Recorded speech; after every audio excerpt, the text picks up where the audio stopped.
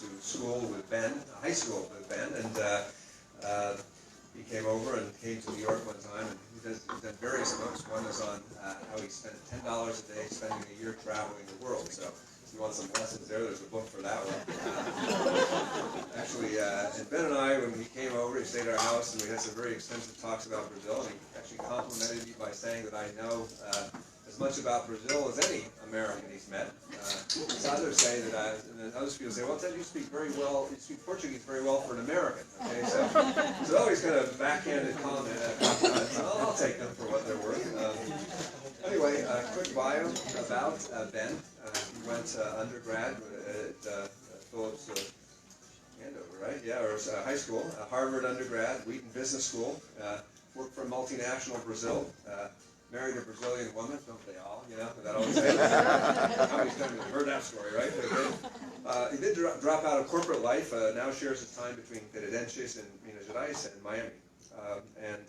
So anyway, in the interest of expanding what the Chamber does and how it does it, well, come to the Chamber, I think, and present your experiences. When I invited him, I said, well, make sure you're going to be here anyway, because I don't know, maybe there'll be 6 people, of which 2 will be my wife and I. So it's been very good. It was a great attendance, more than I expected. And I think a lot of you are here, from what I've heard, is really kind of say, okay, we all know Rio, Sao Paulo, we know politics, we economics, but what's it like really in that interior? What's it like to travel around there? So I will then, actually don't usually write notes, but I do it this time. But anyway, moving on to the book itself, it's a BrazAm and back. Actually, when he was here staying with us about 6 months ago, he gave me an autographed copy. It sat on the desk. I didn't do anything with it. And then I said, you know, he's coming this week, so I read the book. And anyway, and as I'm reading, I say, well, you know, it's copyright in 2014. When was it actually written? Or when did the event occur? Excuse me, it was in 2004. And so it'll be very interesting, okay, then versus now. And I think that maybe that will be part of our what we learned about today. But anyway, some quick observations I have about the book is, one is it really took enormous courage, okay, to say, okay, I'm here on Tiradentes, I'm going to take my station wagon and my dog, and we're going to drive to BrazAm, okay? And back then, you know, it was not, the information just wasn't really there. I quote a line from a book that I think illustrates generally, okay?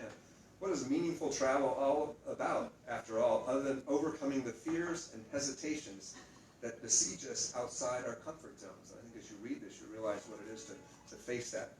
I think throughout his travels, he faced huge uncertainties about what to expect in terms of roads, lodging, directions, everything, okay, as you imagine. I also note that the book is still very contemporary in many issues that even he faced 15 years ago. Still front-page news, such as indigenous lands, deforestation, personal security, infrastructure, things that are still there, which is maybe kind of like, okay, we haven't moved that much forward, have we, in Brazil? But really, it's still a very contemporary book. And finally, I think my observation is that while everybody here, I think, knows about Brazil, I think much of the book and what it says, it really reinforces insight, reminds us of insights that we think that we know about Brazil, or maybe haven't thought about Brazil, and so really kind of helps us to understand what is Brazil, what it is to be Brazilian, what is Brazilian like. So. Final point, I do most of my reading on the commute, my commute to and from the train, and what I would do at the end of every day is this past week I come back and I do Google Maps and I look up all these places, and now you can actually see where he's been, you can see the roads, and it really brings home exactly what parts of Brazil that we don't know so well. And with that, let me turn it over to Ben. Thank you, Ben.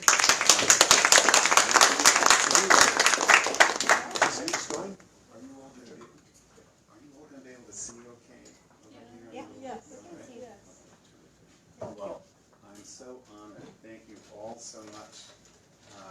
So I guess it's still afternoon, so good afternoon, and boa tarde todo mundo. Boa tarde. Boa noite. Boa noite, já. My name is Ben Batchelor, and I'm going to be your guide tonight. Just kidding. We're going to Brazil. I'm sure you will. You'll be a great guy. First off, I would like to thank Ted greatly, all of the Chamber, and really, and thank you all for such a wonderful turnout for a slightly different event here this evening. I really am honored. I'd also like to recognize you all are distinguished guests, but there's some distinguished guests here who I've known for a long time. And one is Mr. Constantine Bowden, who worked at the Bank of Boston, and he was therefore one of the executives responsible for sending me on my first visit to Brazil as an intern to Rio many years ago.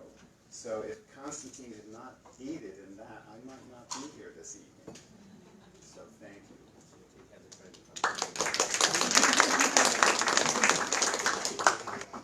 My intent this evening is to entertain you a bit and to deepen the ties between these two marvelous countries, Brazil and the U.S.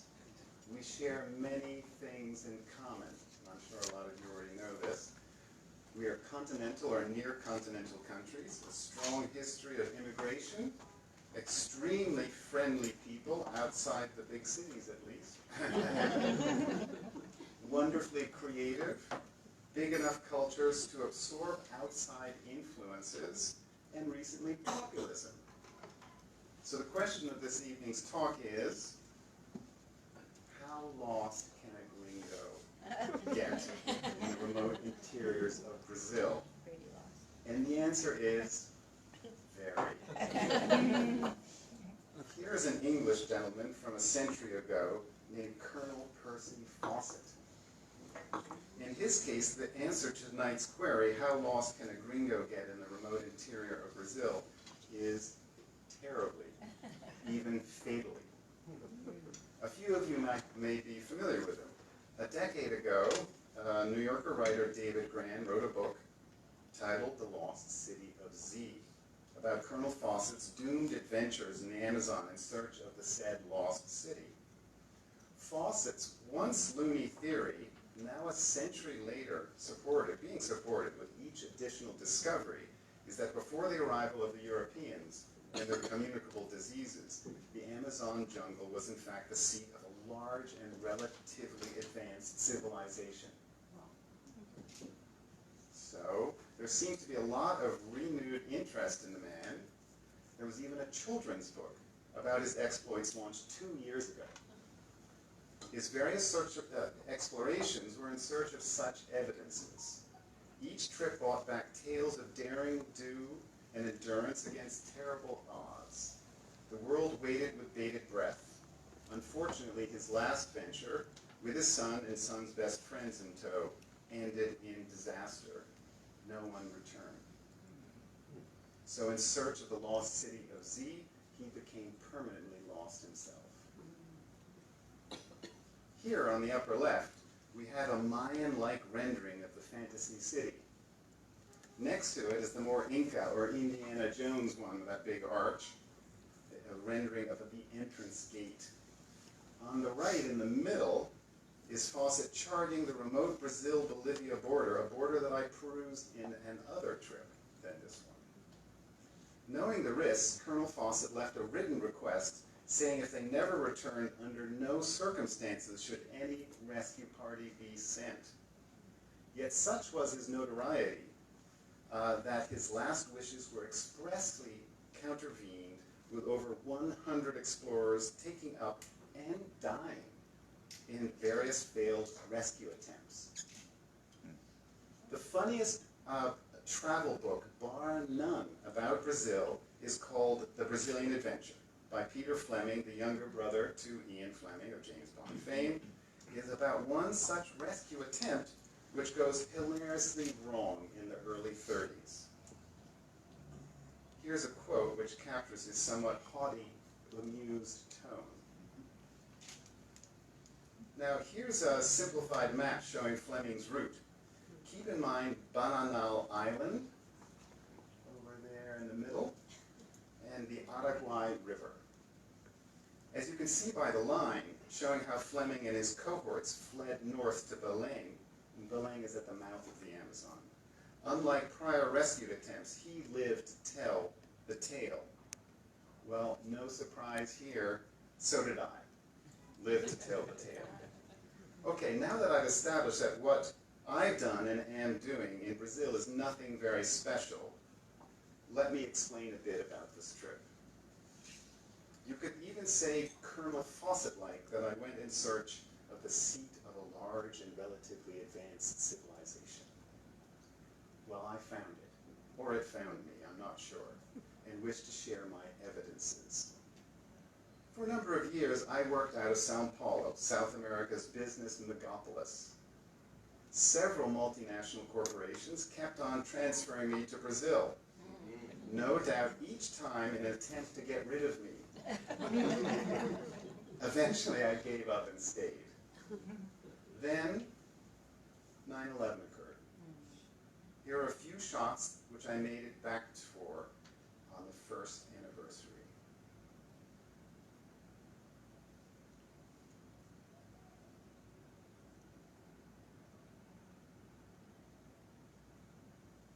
At the time of the attacks, I was in Sao Paulo. The outpouring of support shown by Brazilians was incredible. The event impacted many people's lives, including mine. After separating from my Brazilian wife and my corporate career, instead of repatting like a normal expat back to the United States, I moved to the interior of Minas Gerais, and we have a good contingent of Mineiros this evening, a landlocked state the size of France just north of Sao Paulo. There in the colonial town of Tiradentes, too small to make the map, but it's indicated by the red arrow, I started a new writing career and fixed up a small house that became my writer's retreat. There it is. This is a painting done by my dear stepmom. Tiradentes only contains about 7,000 souls. So it was the most radical move I've ever made. Moving from New York to Sao Paulo, or New York to San Jose, Costa Rica, was nothing in comparison. I had never lived in a village before. So after getting sufficiently bored, I decided to rocket forward my moribund new career in writing by doing something different. Now, Brazil is known for its rivers and beaches and soccer stadiums, but not for its roads. Here's one in Tiradentes. Not really. So I decided on the lengthiest road trip I could think of without circling the entire country the size of the continental US. But maps, and especially road maps, are not easy to find in Brazil. So some of you can confirm that. This was the first road map I found, of Brazil I found. Not very useful. Here's my favorite old map of Minas Gerais that I still use on road trips. Pretty, isn't it? Well, a semi-guidebook, really a lengthy listing of touristic needs per location called Quatro Rodas, or Four Wheels, prints a national map each edition, but with little local or regional detail. So after some work in Sao Paulo, I purchased a national road map that is from Portugal. Here's the shot of my eventual small collection of maps. The one from Portugal is on the left. Okay, so after some study, I thought about driving up to the mouth of the Amazon along the highway called the Belém-Brasília, and then back along Brazil's menacingly long, amazingly long and gorgeous Atlantic coast. Here's the idea. One problem. The Belém-Brasília was known as, and I believe is still considered, Brazil's most notoriously dangerous highway, riddled with assaults. I'll explain later. Another problem.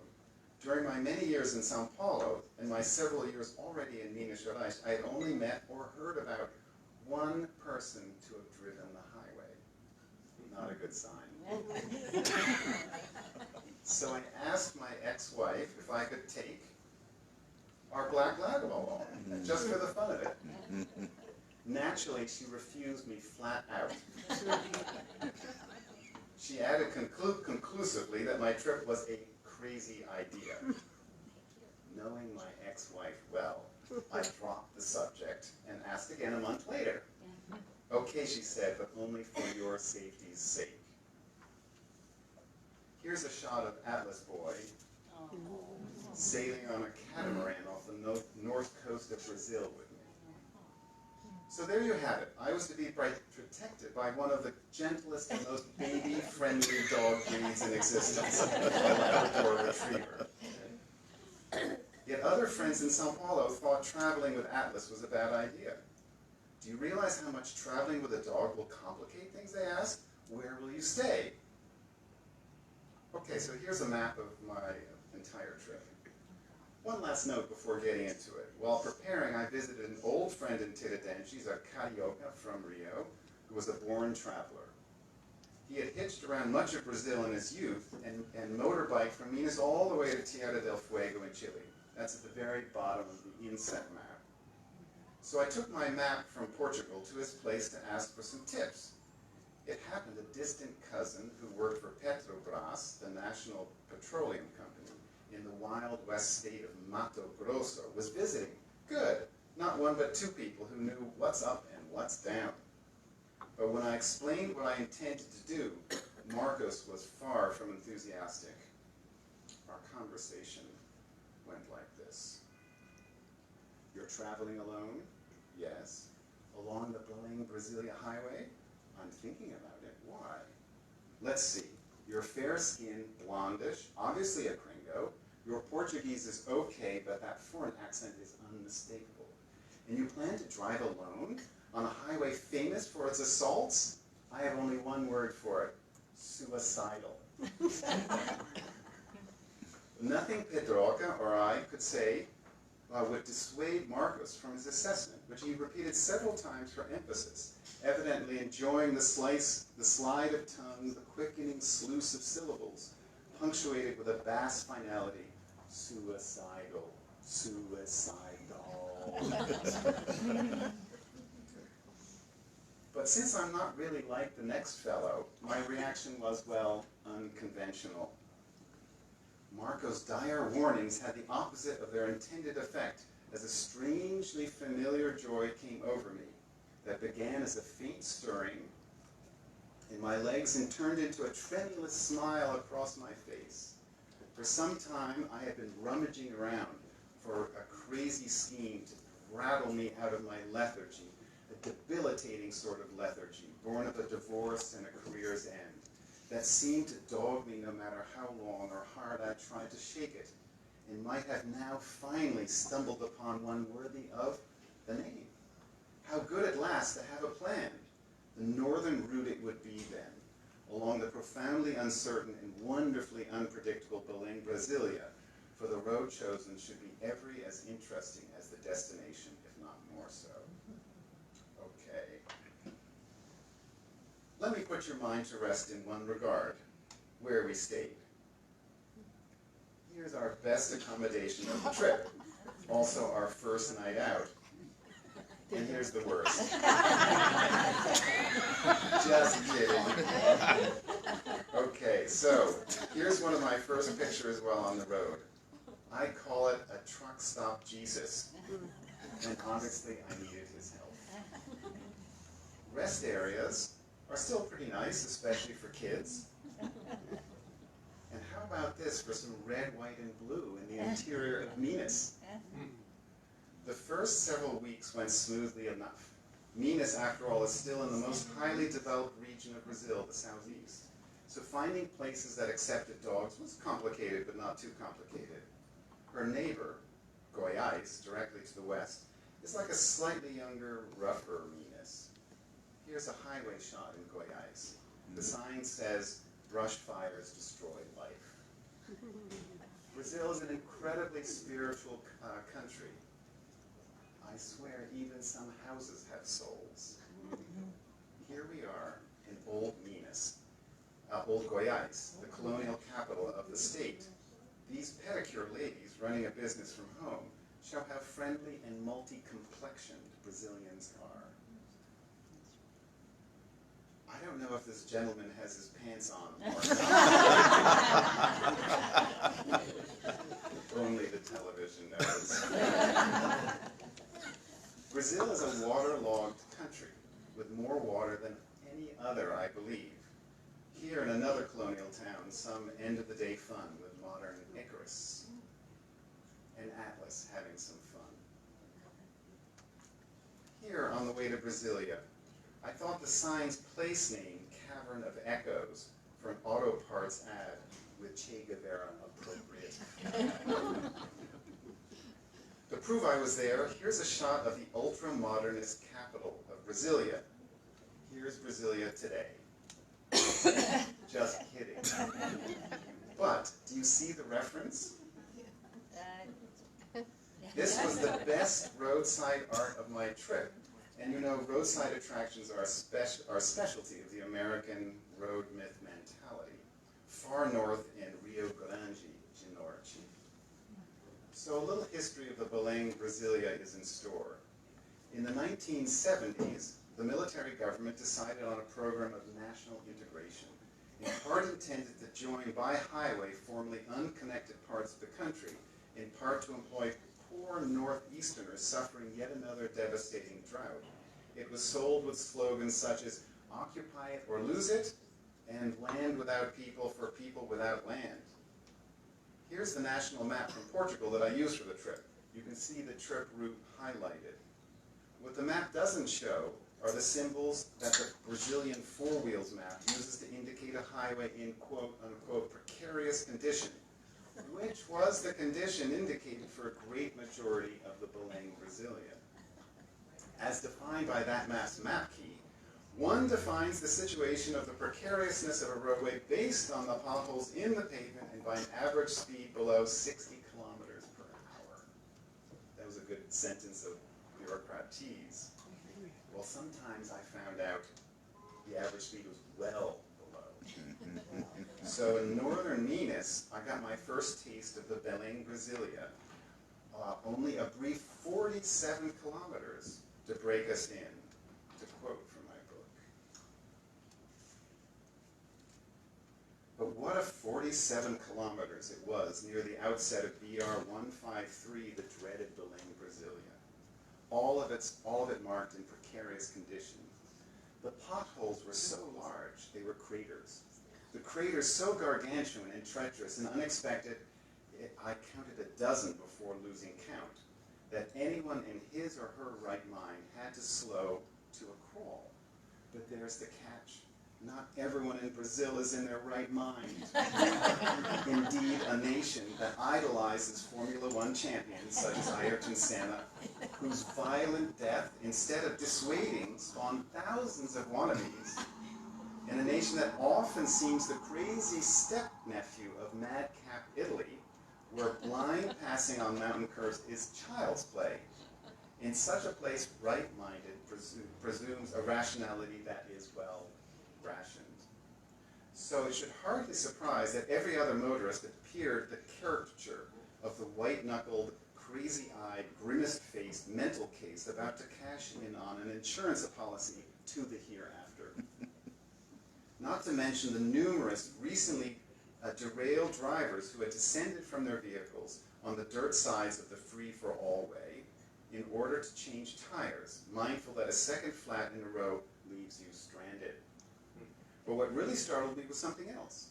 I had thought that the long-haul truck drivers would be the most deranged, hurling themselves into the breach of battle with only their own earthly cargo and heavenly soul at risk, batting back the road's worst with 3 to 4 axles and numerous sets of shock troop tires. But no, the truck drivers turned out to be Sunday school sissies in comparison to the certifiably lunatic bus drivers, who not only threw themselves into the fray with reckless abandon, but dragged along dozens of wan-faced passengers into communal near-death experiences. The first time a crazed bus came barreling down on Atlas and me, all too quickly filling the rear view mirror, I felt a lurch of relief that Atlas had been upgraded to the back seat, leaving only our supplies to be crushed in the event of a rear collision. I resisted the panic urge to speed up over the moonscape, though I did briefly feel weightless, and was amazed when the bus sped by us on the right side, half on partial asphalt, half in dirt. When it did the same to the car in front of us, there were more obstacles and less dirt. So he drove the hapless car into the oncoming lane just as a truck came into full frontal view.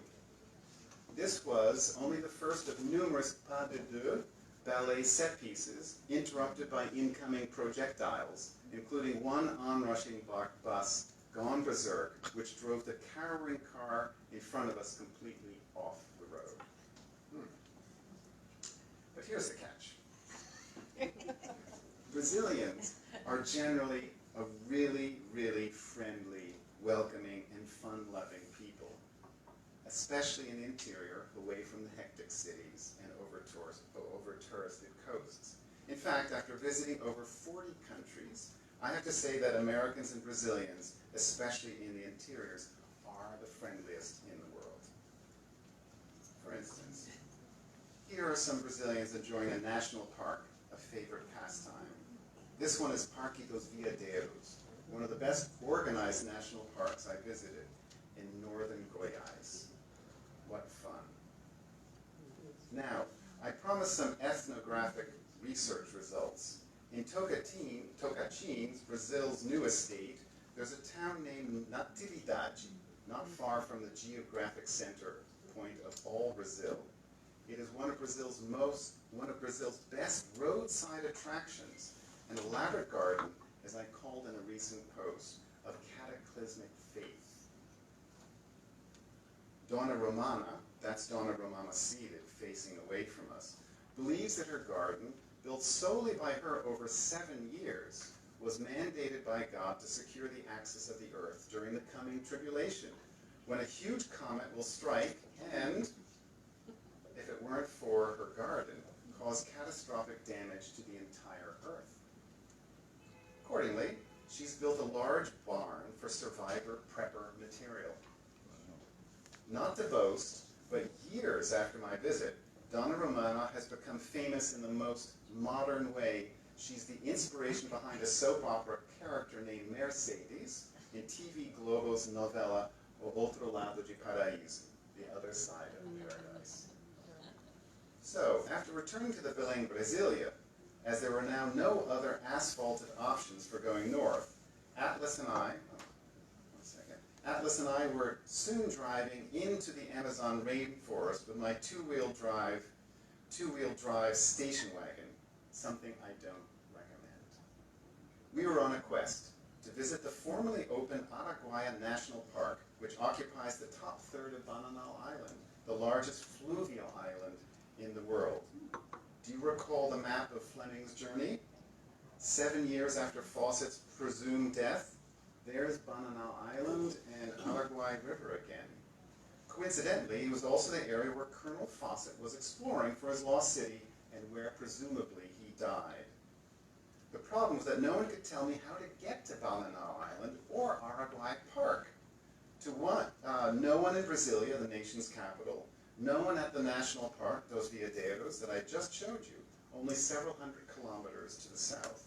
Guidebooks were not helpful. One, a British one, said there was absolutely no roads on the island. Apparently, the Javas Indians, in a dispute with the National Park Service, had taken over the 1/3 of the island they didn't already own. You can see how large it is. Burning down the headquarters with millions of dollars of equipment lost. My first attempt to breach the island redoubt, which was also in the vicinity of the largest guerrilla encampment during the 1970s, utterly failed, very nearly getting Atlas, me, and my two-wheel drive station wagon permanently stuck in a boggy dirt trail. The top line touching the Bananal Island on the map that touches the island was our line of first attack, rebuffed. Only due to Providence, we made it out before nightfall. The next day, we took the only other access road visible on the map and got lucky. Here, at Confusion Lake, we found a hotel which offered a guided tour to the closed park and to an off-limit Indian village there. Yahoo! On the way, here's the sign saying entering the Indian village territory without permission from Brasilia was prohibited. My guide from the hotel didn't bat an eye. Here's the ferry boat dock to the island where, recall, the guidebook said there are no roads. And Boto Velho, the Indian village named after the pink dolphins found in the waters there.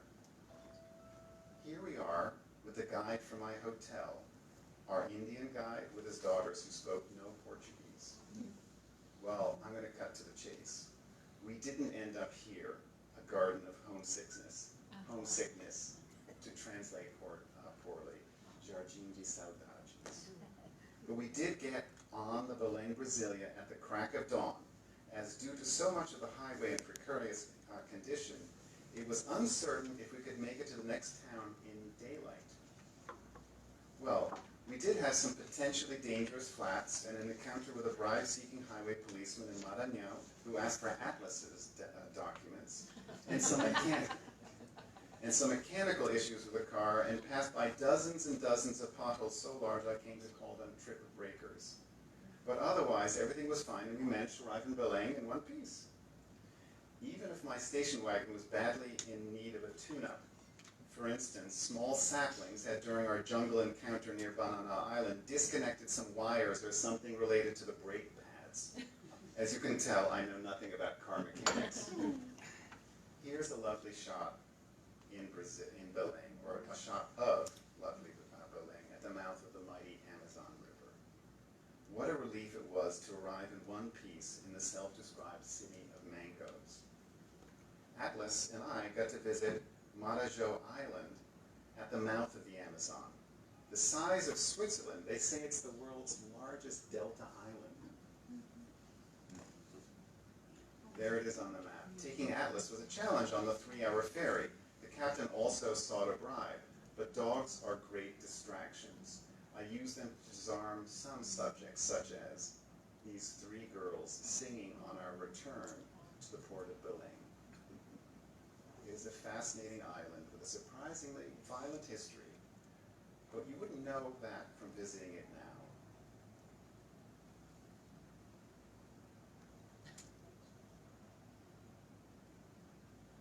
I managed to do something about which my Sao Paulo friends also questioned my sanity. I organized to go to a batuque at a terreiro. That is a worship service of the Afro-Brazilian religion called Candomblé. More than that, I was the only outsider there. I recorded some of the original singing and drum playing, and Roger might help me to play a little bit for you. I promised to bring back some ethnographic evidences for you all, so let me share a little bit.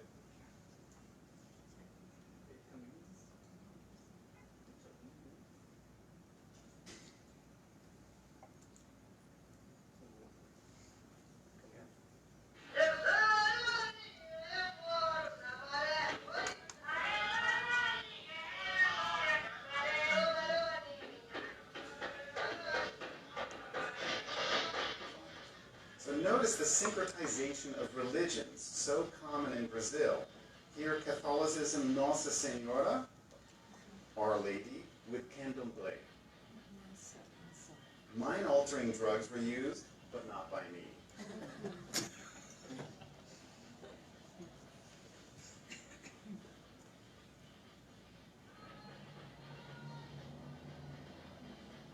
Here's the Mãe de Santo, or Candomblé priestess, who transformed into Iança.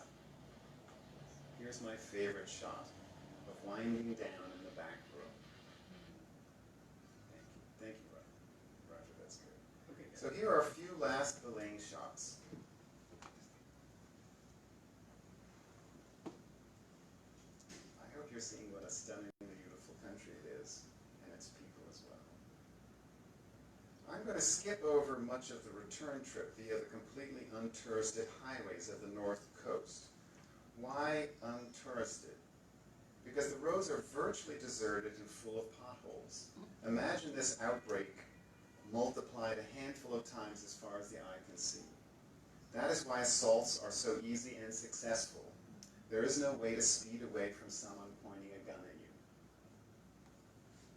Backtracking to Maranhão, along the huge northern coast, I think the flamboyant energy of Brazilian festivals is captured here in São Luís. This is an image of one of the last nomadic tribes in Brazil. When the dunes, such as the one I'm standing on, move too much, covering villages, the nomads move. obviously, Sand Inn was a more commercial victim. Like many Latin cultures, Brazil has a vibrant roadside marker memorial for victims of road accidents. Look at the size of that one. Here we're starting to enter the biome called the Caatinga, which prevails in the arid backlands called the Sertão. Humble homes can be quite beautiful. The Brazilian Northeast, its most African-influenced region, is also more heavily touristed and recorded. So I'll finish with just a few more images. These, as many of you know, are called ex-votos, or images of miraculously cured body parts. The illuminated word means faith in English.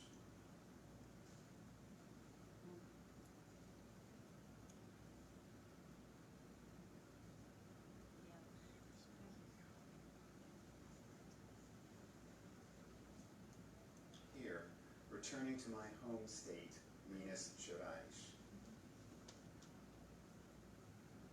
Atlas II sensed our return to our familiar home base after nearly 3 months and over 10,000 miles, which is going coast to coast in the US 4 times. I'll finish with a few paragraphs. And then we'll open it up to some questions. As for Atlas, he began to stick his head out the side windows with greater frequency as the air cooled and the mustier smells multiplied of the old and diminishing cerrado in the misty, dry grasp of his winter hibernation. His ears flapped, his eyes widened, his nostrils flared, and his jowls rolled upwards, showing the smooth determination of his teeth. Undoubtedly, with a dog's sixth sense, he already knew the way, and with a much better notion of direction than I could muster those final days, was pointing the way home. And so it came to pass. For a dog born in Costa Rica and brought to Brazil at the tender age of 1, that Brazil was now his home, as it would always be. As for me, that is another story whose outcome is not yet told, as home continues to be the last place where I feel welcome. Then we arrived, and everything changed. Now, if someone would only throw the ball again.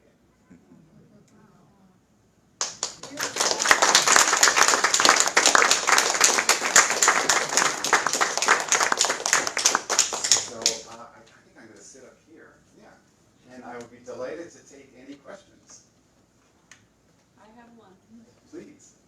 Did you really live with the certainty that you had to come back with driving the same car?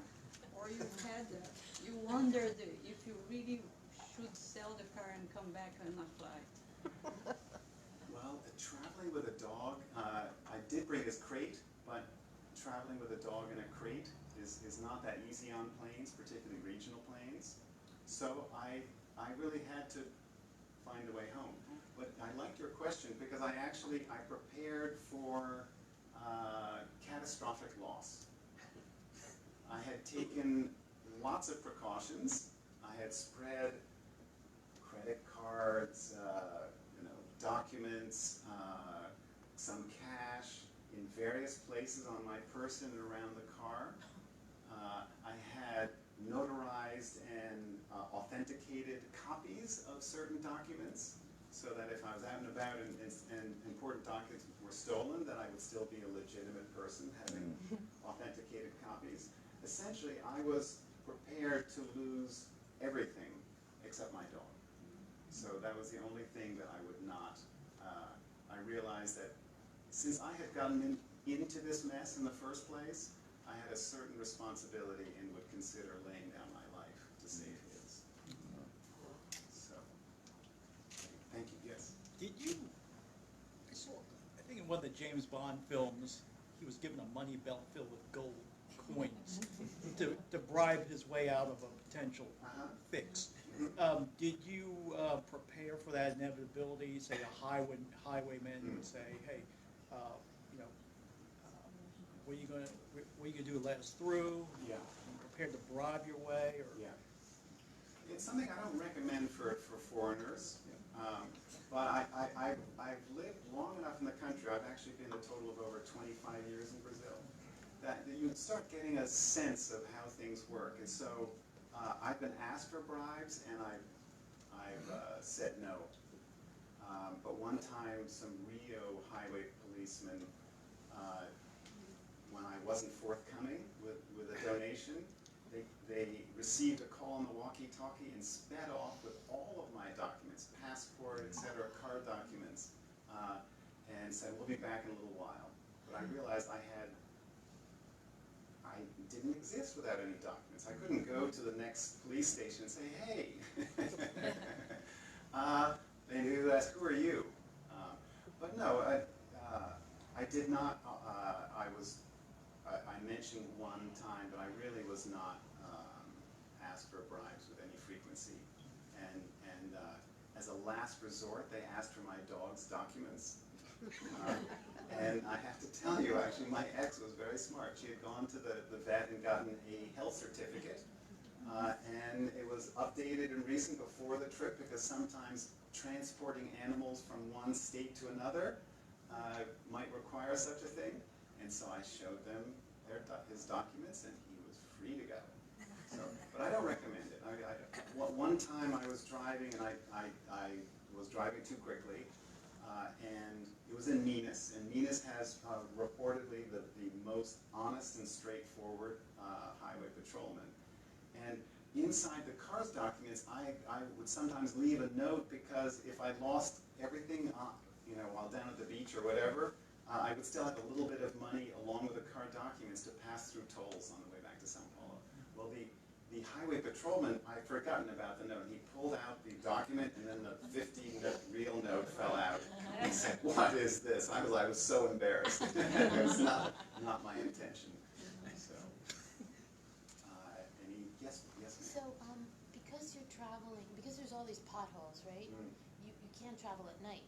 You can't Correct. drive at night. So Correct. how did you time, like, where you would stay? How did you know where you were going to stay? Because you have to time it. So, like, 5, 6 o'clock at night, you find Yeah. the place to stay. How did you do that? It was not easy, because as I alluded to, the Quatro Rodas map, which is updated once a year, showed much of the Belém, Brasilia, particularly in the north, which is less frequented, and as being in the worst condition. And I noticed, unfortunately, that there were only, that at times there was really 500 kilometers between any good-sized town where I could say fix a car and the next. And so I had no choice. I got up very early and started driving at the break of dawn. And in fact, the last day was the most dramatic, because there was one such stretch, and I had no idea if we would make it there before nightfall. And nightfall, unfortunately, is the time that's known to be the most dangerous, that then at night the bandits are out most easily. So actually we crossed from Maranhão into Pará, and amazingly, for the last 200 kilometers to Belém, it was a resurfaced, asphalted, beautifully smooth road, and so we made it to the city of Mangoes before nightfall. So someone was looking out for us. Yes, sir. So did you know ahead of time where you were going to be staying the following night, or was it kind of catch as catch can, or whatever posada you could find? How did you do that? The latter, in dormitories, as you saw. But no, actually, I, for whatever reason, I'm a bit of a road trip person, and the first night out, I showed you a picture of the very nice posada in Jabuticabas, thank you very much. Yeah, just north of Belo Horizonte. The first night out, I'm nervous. So I tend to reserve the first night out on a long trip, and then after that, it's catch-all as catch can. And did you ever end up having to sleep in your car because it just didn't work out? No, but I brought a tent along, and so I was prepared for various eventualities.